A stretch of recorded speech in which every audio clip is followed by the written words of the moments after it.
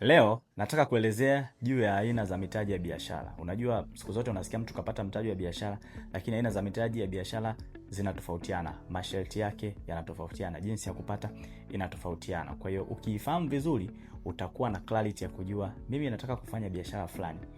Biashara yangu iko katika hatua gani? Imeshaanza, bado haijaanza, iko kwenye ukuaji, itataka mtaji kutoka kwa nani? Sasa cha kwanza, aina ya kwanza ya mtaji tutakayoongelea inajulikana kama investment. Investment ni aina ya mtaji wa biashara ambao wewe unamfuata mtu akupe mtaji wa biashara, wewe unampatia umiliki au hisa kwenye biashara yako. Kwa mfano, leo nataka kuanzisha hapa biashara ya duka la nguo pale Makumbusho. Mtaji wake ni milioni 10. Kwa hiyo mimi namfuata mtu, labda namjua, labda ni tajiri, ni nani, namwambia nataka nifungue duka, mtaji wake ni milioni 10. Kwa hiyo nataka unipe mtaji tufanye biashara. Kwa naomba wewe uinvest, awekeze. Ili awekeze maana yake labda atakupatia mtaji wa milioni 10, halafu utampatia asilimia labda 50 ya biashara. Kwa hiyo yeye anakuwa amewekeza milioni 10. Wewe unakuwa hujawekeza hela, umewekeza nguvu, ndio utasimamia biashara. Kwa kitu gani unampatia yeye? Unampatia umiliki wa biashara ambayo ni asilimia 50 ya lile biashara.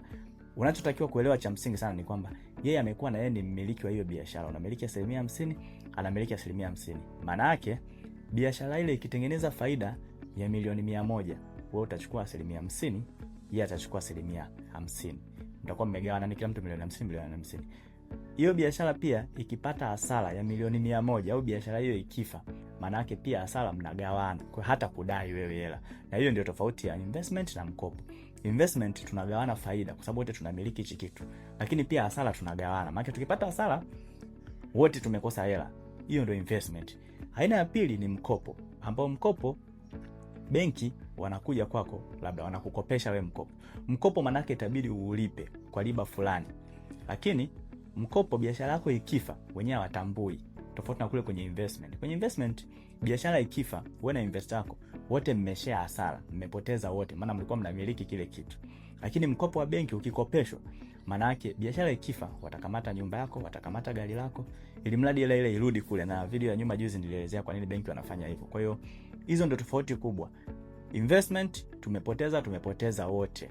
Tumepata faida, tumepata wote. Na uzuri ni investment, mtu akichukua asilimia 50, biashara hata kitengeneza bilioni 1, yeye aliweka milioni 10. Utaki kumwambia uliweka milioni 10, milioni 10 yako imesharudi, chukua tu milioni 50 kwa sababu mimi nimepata mabilioni, hizi milioni 900 nitachukua mwenyewe. Niliweka milioni 10 ikitengeneza hata bilioni 300, tunagawana 50-50 kwa sababu niliweka milioni 10 nikanunua umiliki wa asilimia 50. Kwa hiyo ikitengeneza trilioni 1 tutagawana asilimia 50-50. Lakini benki wakikupa mkopo wa milioni 10, wewe hata utengeneze milioni 600, wenyewe wanataka tu kama riba yao ni asilimia kadhaa, urudishe ile riba yao.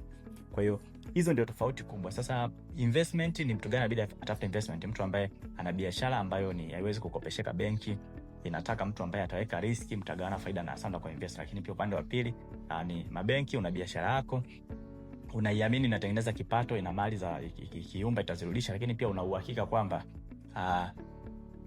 nataka mkopo kwa sababu biashara yangu nimeshaijua. Kwa hata nikitengeneza trilioni 1 au bilioni 100 au milioni 100, nitarudisha tu riba ya benki. Hizi faida zingine zitakazozidi haiwahusu. Sasa hizi ni aina mbili za mojawapo za mitaji ya biashara. Kuna nyingine moja nitaielezea kwenye video inayofuata. Niambie kwanza mpaka hapa una swali gani au kitu gani hujaelewa?